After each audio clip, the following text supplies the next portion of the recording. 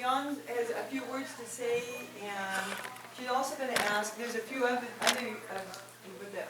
of you that are going to speak, and if anybody would like to share a story, this would be such a magnificent time after she's done saying what she's going to say.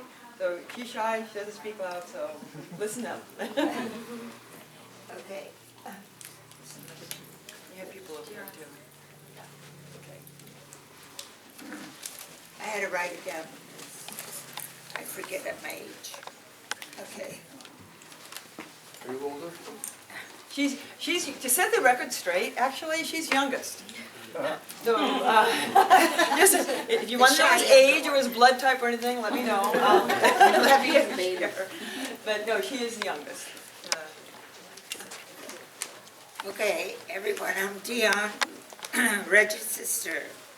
Thank you so much for coming and celebrating Reggie's life. So many of you helped me put this together, and I'm deeply grateful. I wouldn't have been able to do it without you. Celeste, Leanne, Paula, Arlene, Diane, Cy, who isn't here right now, and Leah, who isn't here. Okay. We first lived in Whittier, and we moved around to places like Inglewood, Venice Beach, Beverly Hills. Our mother developed her own catering business. She was always very courageous, hard worker, and showed us anything was possible. Reggie graduated from UCLA, joined the Peace Corps, and his lifelong career was always about helping people. The joy of his life was his two kids, Kelly and Scott.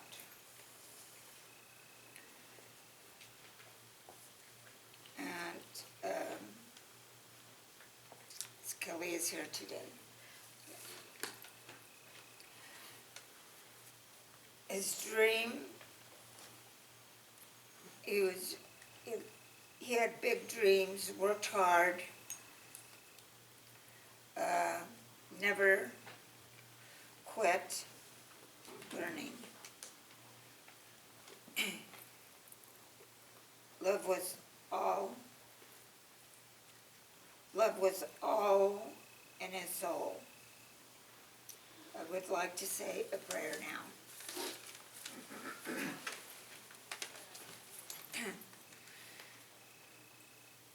Dear God, thank you for having us all together to celebrate Reggie's long life. Everyone enjoyed his charm, wit, intellectual, and his loving ways. I am so grateful to have so many, I am so grateful he had so many friends, like the people that are here today and also the people that are not here.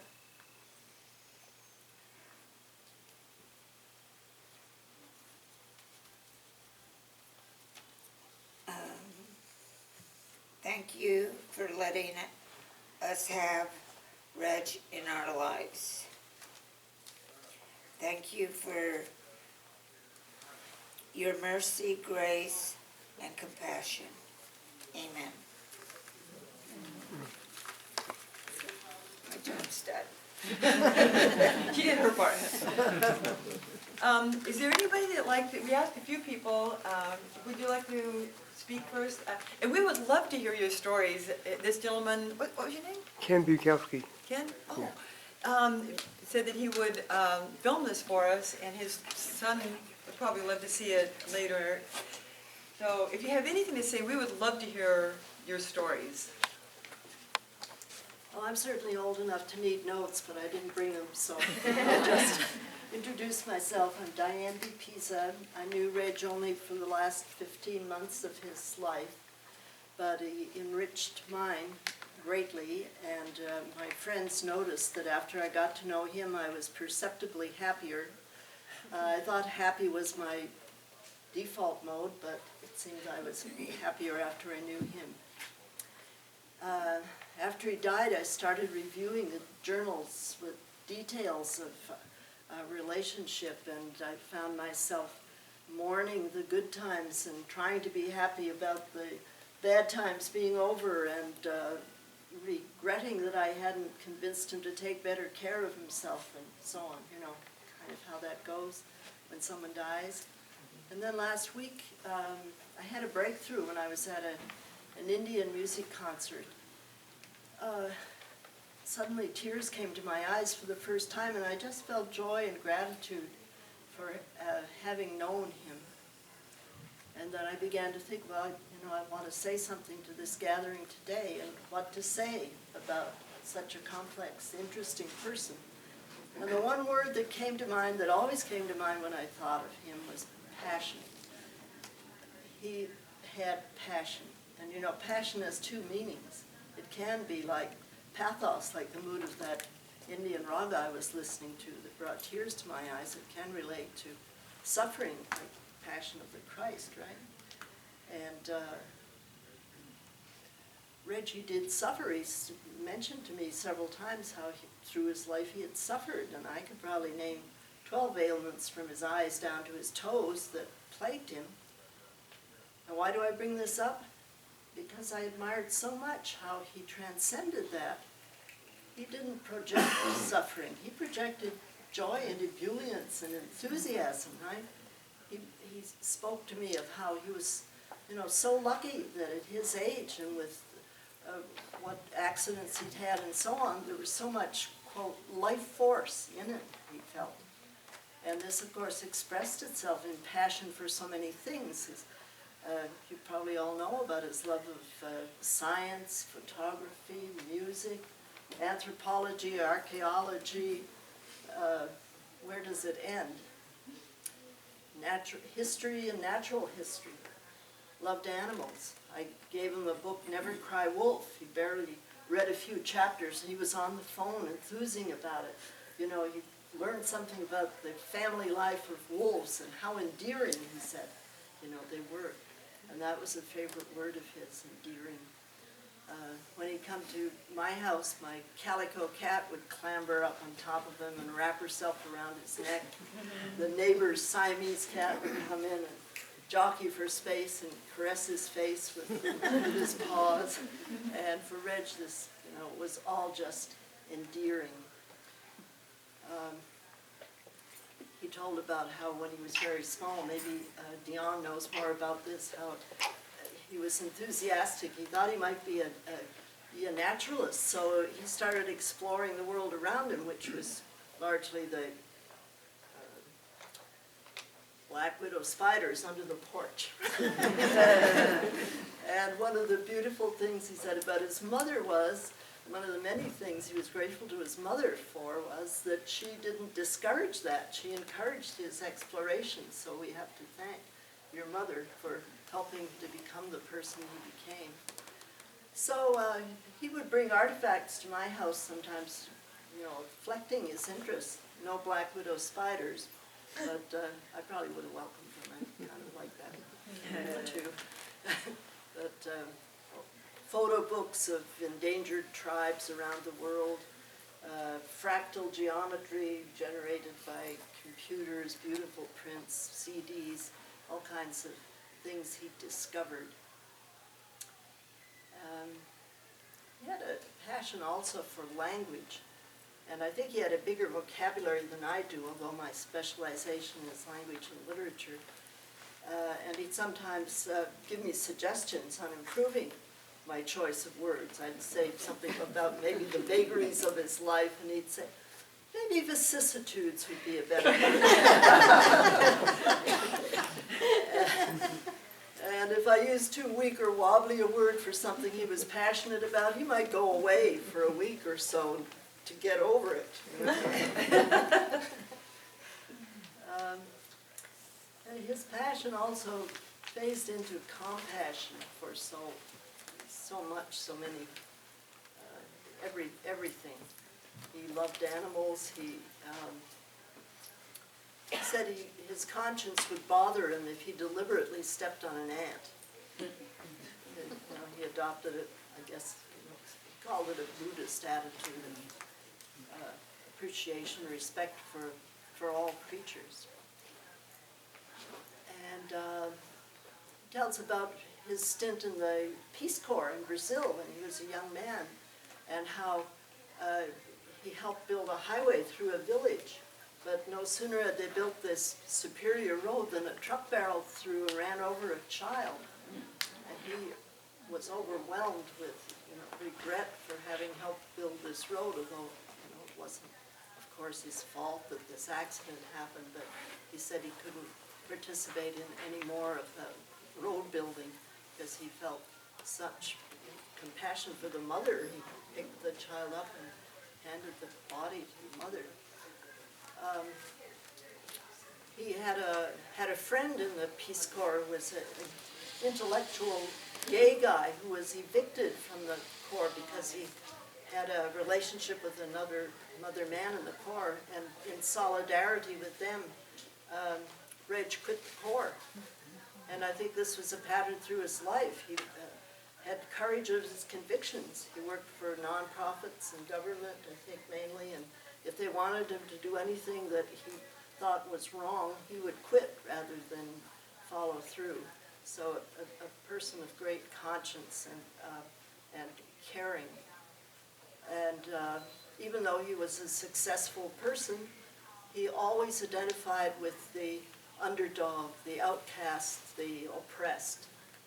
He started a center in Harlem for young people, and diversionary activities, they were called, things to keep the kids out of trouble. Just very enthusiastic about being able to contribute like that. So, maybe I shouldn't, before I shut up, I just have to say one more thing about him. And you all know how humorous and quirky he was. So, kind of eccentric. You ask somebody, how are you? Hi, hello, and they'll say, fine. What are you doing? Nothing in particular. You ask him, he'd say, oh, I'm seeking the secrets of the universe, but I haven't found them all yet. And so I imagine now maybe he's finding some of those secrets. Maybe he's finding that the Higgs boson does bode for order in the universe. Can you just imagine the delight and glee on his face if he is privy to secrets of the universe? So finally, I just feel joy in recollecting all these marvelous attributes that I was privy to about him, and probably I didn't know a lot of things about him. And but I hesitate to use the word closure. What would Reggie say about closure? Maybe the dedicated photographer in him would say, aperture is a better word. What do you think?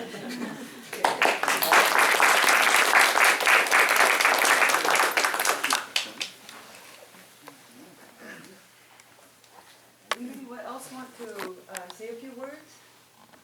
Yes. Get your shoes on first. Actually, you don't have to. Red wouldn't care. Well, it was in this room where I met Reggie, actually sharing a story in Toastmasters about the road. And it was very moving for me. And we developed a friendship. And And that through that friendship, I met my boyfriend and brought me here. There's Oscar here. And he's been at our house, and we've been bike riding and just continuous and as a friendship, ongoing friendship. So this Passover, every Passover he'd come to our house, and this Passover he really missed him because he wasn't there. So, but he did a matchmaking for me. He invited Oscar over. I came here to see him, say hi, because I live in Southern California, and he had Oscar there, and sort of I didn't know, and sort of was a matchmaker there. It was a whole little process.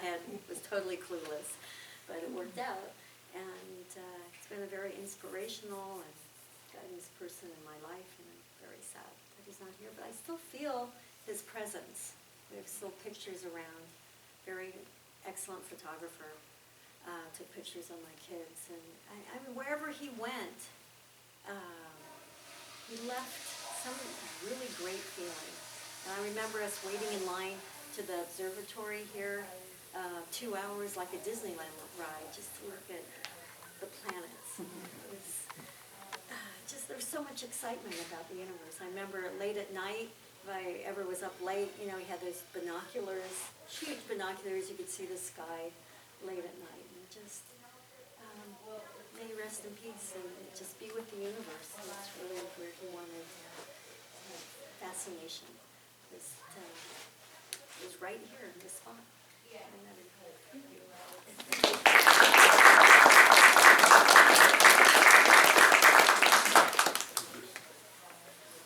Oscar Ali was my name. I met Sheila, I already told the story, but I met him 1 year before I met Sheila.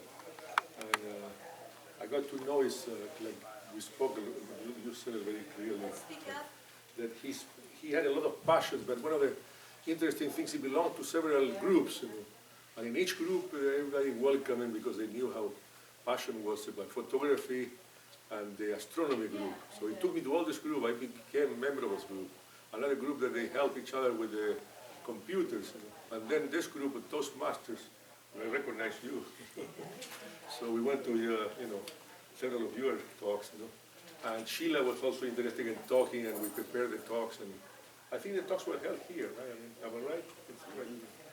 I haven't come to the talks for a while, but then he always kept in touch, and we went biking. Despite all this joint problems, he always tried to do things. Biking, hiking, walking, and as it's been said, I am a doctor myself, I noticed that he didn't want to listen to anybody about taking care of himself. He just did it himself, and was rarely checked by doctors in Kaiser about his diabetes, especially. And the passion, the most important passion he had, it wasn't the photography or the stars or computers. It was human beings, like human beings. That's the reason some people would confuse him with womanizer. I don't think I myself, as a neurologist, I diagnosed him as a non-womanizer at all. He had an interest in relating and having friendship with people. And women were one of them. He had friendship with a lot of men too, So, for example, when you called, I think you said he had 3 girlfriends. He said they were girlfriends, but they were not, I don't think he was cheating, He would say it openly. I have friend here, friend here, friend here. You are smiling because you know. I admired that on him. He was very honest about it. And I really appreciate that he kind of figured out that I was a good match with Sheila, who he knew before. And it worked, actually. I was very surprised when I heard that he died. I was very, you called him. I was very surprised. We miss him a lot. He was a great man.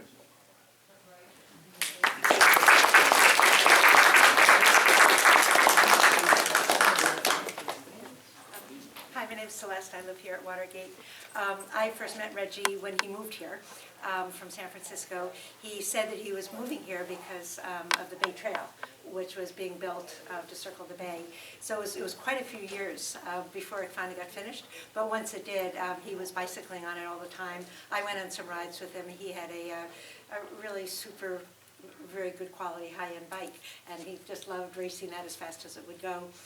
So of course I couldn't keep up with him, but if I could get him to switch bikes with me, and he rode, and he rode my clunker, and I rode his bike, then we were fine. I could keep up with him. So we did that occasionally. And then he introduced me to a wonderful group of Berkeley amateur astronomers. The group meets every week. Reggie was a part of that, and the group's been going on now for many years. I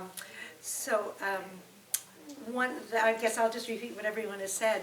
What I remember about him is his enthusiasm and passion for so many things, but the things that I connected with him on were the science, the physics and astronomy topics. He joined many groups and he went to many lectures. He got to know some of the professors at Berkeley on a first name basis because he went to their classes and lectures so often. And then also what I remember is just how energetic he was. And I understand his health wasn't that good, but he was extremely energetic in all of his activities. And he would finish one activity and then look at his watch, he'd be off to the next one, even though it was getting kind of late at night. But mostly because they involve people. These groups involve people, or he was leading a group going to somebody's house. So he had energy for all of that. And then his generous spirit. He was very, very happy to introduce other people to new ideas and new groups and new gatherings. And he really went out of his way to be able to do that, which was very generous. So I feel that, now that he's not with us, I'll certainly retain all the spirit that I, captured during that time, and I'll be retaining that in the memories. But also, what will also remain is the connectedness now that I have with the people and the groups and activities that I became connected with through him, and that will certainly persist. So thank you.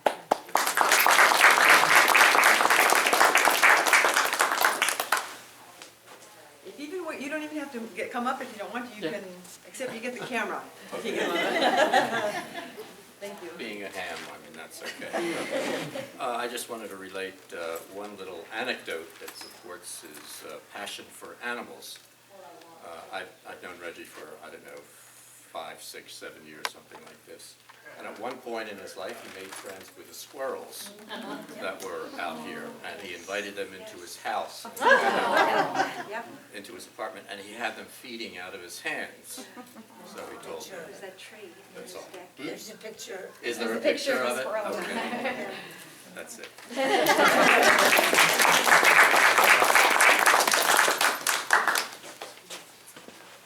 Well, I don't want to repeat what a lot of people have said. He was in my life as well. Some of you have met on different occasions. Loved his kids. His daughter was always his princess, and that's as all daughters should be, and his son as well. Without, kind of repeating everything, I just say, you hear the sadness, but I remember the smile. The smile that you could see across the room that just connected with everyone and kind of set it up.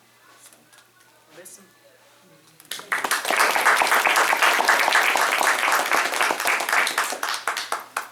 I just wanted to say my husband was a physicist, and the one thing I remember about Reggie is how much he was inspired with being able to talk about physics and astrophysics with him. And I heard also that Leah, that works here, I guess her husband was really into boxing, and Reggie was really into boxing as well. He boxed when he was younger. There's some pictures up of him doing whatever they do.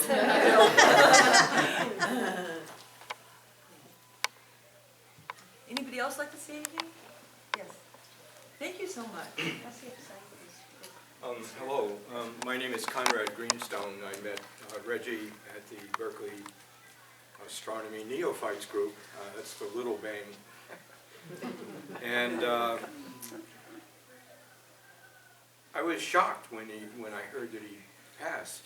I just didn't expect it. He seemed so vital. I didn't realize he was 72. That's pretty impressive. He didn't either. Good point. And he was a very kind, gracious, thoughtful person. I sort of developed a little bit more of a relationship with him keep running into him at speakers, physicists up on campus and around, and he was taking photographs, and so I'm in some of those photographs, and I would photograph him with a physicist and so forth. And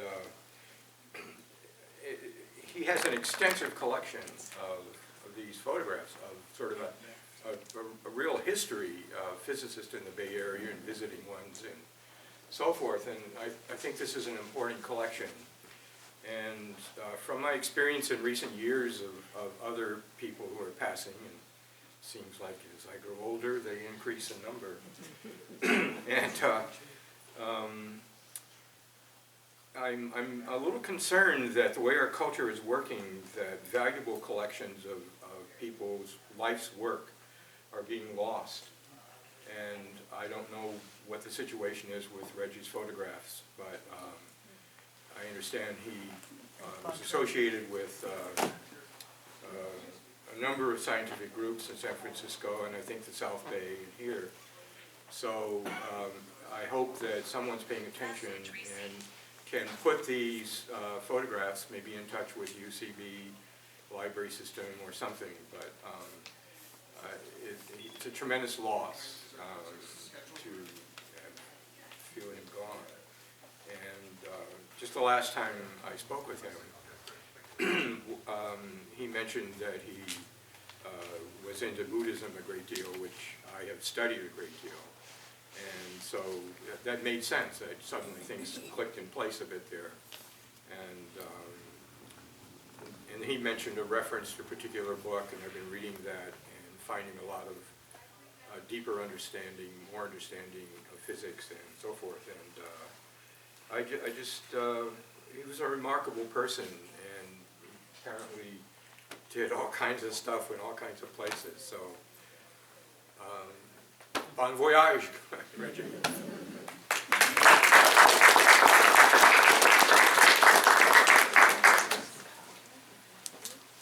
I've known Reggie for 12 years, and when you speak about missing him, I think about the moment when I'm seeing and observing and experiencing something, and that I wish Reggie was there with me, like he's been in the past, because he's been more than a friend, he's been a source of inspiration.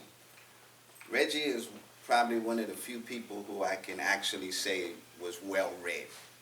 I remember a saying my dad used to say, where he said, you could never judge the depth of the well by the length of the handle of the pump. And Reggie kind of reminded me about that, because there was so much that he knew. I used to tease him and call him Mr. Whoopi. I don't know if you all remember the character in Tennessee Tuxedo, that he could take the most complex subject and explain it and make it simple. And Reggie had the ability to do that. And here every Sunday in Toastmasters, he would give us he was such a masterful storyteller. Mm-hmm. He could give us the most vivid word descriptions and his deliveries and his speech. And I remember sometimes sitting in the audience and looking at him, look at me through the bridge of his nose with the glasses, and it was that connection that he had with people. I think that was real. He wanted everybody to be the best person they could be. And that was something that we don't get to run across every day. So I think that that's what really made him unique. And I knew whenever I would hear from him, it was going to be something special. Besides the connection that I'm from New York and he lived in New York. So we were able to share a lot. And so the last couple of weeks while I was watching the Pacquiao fight, it's almost like I could hear Reggie, because we would always talk about the fights, pro-fight and after, and he had so much insight, not just into the boxing world, but into the people themselves. And that, to me, is what really stood out about him. He had such a compassion for people. I will always remember the places he took me. I don't know if any of you have been to the club behind Laney, which was a former bordello. that Reggie liked to go to from time to time. It's got this most amazing, I guess you would call it cafe where they come and do poetry and they do music, and it was kind of eclectic like he was. The pictures that he took of everybody, the still pictures, they really spoke to us. And so every time I think about whom he was as a friend, I think I'll always remember that the one thing he left me with is that as much as I think I know, there's more that I always need to know. Because he helped me develop that real passion to want to know more and to want to learn more. And I will miss him immensely.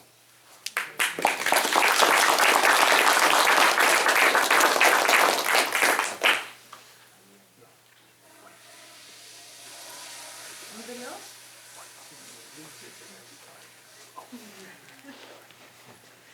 Maybe I'll bring my daughter up with me because we were both members of the band group, and one of the things that I so enjoyed about Reggie in that group was how he loved so many things.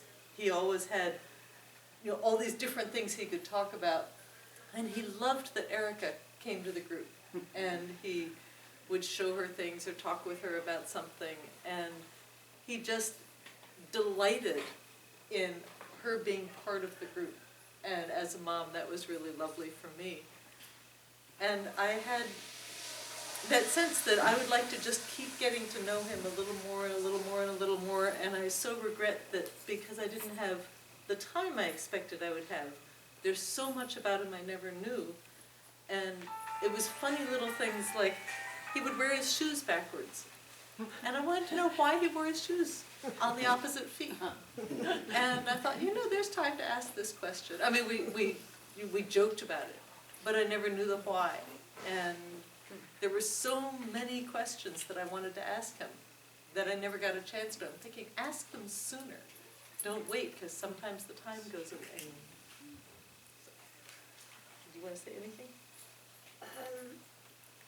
I don't know. I guess I'm just remembering one time when at a band meeting he brought in a few of these stones that were and he had a periodic table and he handed them to me and he said, "Do you know which ones these are? Which element?" I don't know. I guess. And he gave her. And he gave me a pair of these really strong magnets that I still have. And they're really cool. They're really cool. They make a really funny noise when they attract to each other. I don't know. I just remember that as, Yeah, he just liked the idea of you getting to play with more and more things. The same way he always was acquiring more and more information and turning around and sharing it with the next person.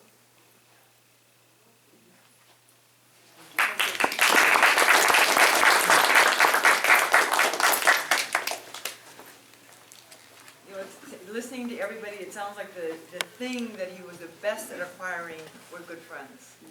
That's what he was best at acquiring. And it's interesting, somebody mentioned that he didn't want to step on an ant, he didn't want to hurt it. And it's interesting because even now he doesn't want you hurt. And you carry on for him the beautifulness. He would say that was not a word, by the way. He would tell me something else, but I like it, so I'm okay with it. And it sounds like he wants to perpetuate from the life that he had, that you continue on with what he has given you, which is a glow of a whole different sort, it sounds like. Yep. We have some food over here, if anybody would like to say. Were you going to speak, Fred? yeah. Thinking about it.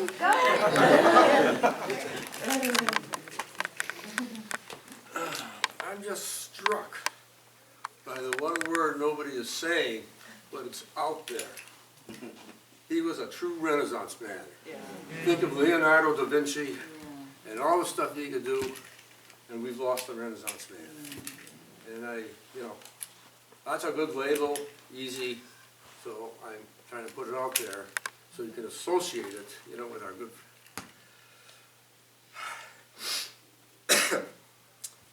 with a departed friend. I'm astonished to hear some. I always liked Reggie. We weren't close or anything like that, but, you know, sort of the recesses of my mind were, I'd like to get to know this guy better. We seem to share a lot of things. And I'm hearing some astonishing things, which is just like me. You know, when we find a loose spider in our house, we capture it, take it outside and throw it in the bushes. That's what we do. I didn't think anybody else would do that.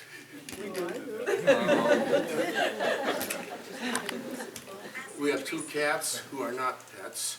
They're members of the family.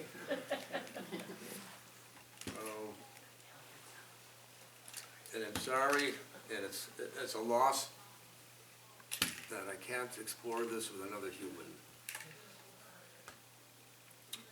who is so close. Okay, I'm done.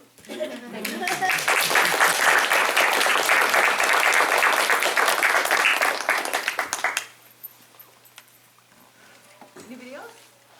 I'll just share one last story, maybe this one without crying, but Issues?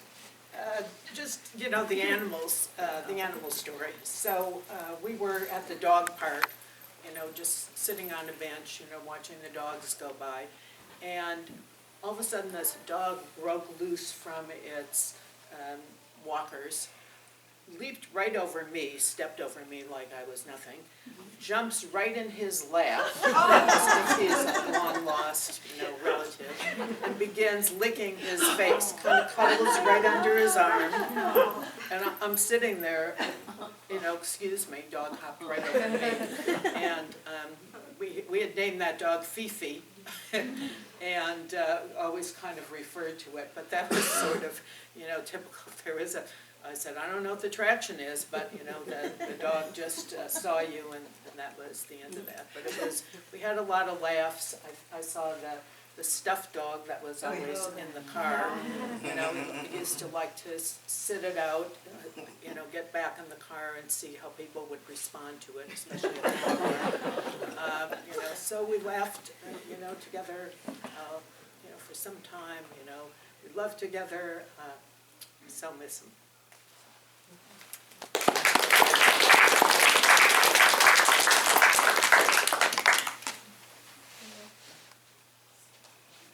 Little stories. Just when he met my daughter Yael, he was very patient, and she loved playing that game Trouble, and I just really despised it. He goes, "Oh no, that's fine." And he had the patience, and he would play, and just with my children, he was just fantastic, and a lot of patience, and taught me to be a little bit more open the horizon, because I always lost in trouble, and that was okay. It was just the interaction part. So he had that. And that dog story, I met him right when he got a citation that from the cruelty of animals, because they had the dog inside the car underneath the thought that it was a real dog, because the dog looked really real. I had my car broken into, and that's why he did the dog, because it scared people. It looked like a real dog. He said, "Just get a stuffed dog." So, I mean, he has a sense of humor and patience.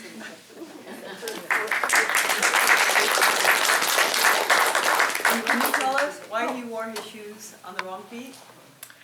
Well, you know, I have to say that early in our relationship, you know, first I ignored it, and then I said, okay, so I got a lot of credit for asking. I said, you know, first I thought I was seeing things, let's be frank, because they were on the opposite feet, because his feet hurt all the time, and so he was looking for a way that it eased the pain on his feet, and apparently that worked sometimes. So, but you know, the first few times I said, oh, you know, I must not be seeing right here. You know, are you just accidentally putting him on the wrong feet, or you know, they pretty much look like they're going the wrong way. Well, he'd have his feet crossed, and the shoes would look great. And it would work with him a lot, like I did. But you know, because they were definitely on the wrong feet. But I do remember the first time I asked. I said, I get credit for asking, you know, we just want to know. And it was fairly early on in our knowing each other. So. Anybody else? Thank you so much. Apparently one of his favorite food, I guess he liked all kinds of food, and he liked, I guess it's Mediterranean, and so we have some Mediterranean here, some food, and please come up and have some with us. It's mainly vegetarian. Vegetarian, yeah. So many people want to. It's from a cafe on San Pablo Avenue, near the corner of 59th Street. It's called Little Natural Foods Mediterranean Cafe. So please come help yourself.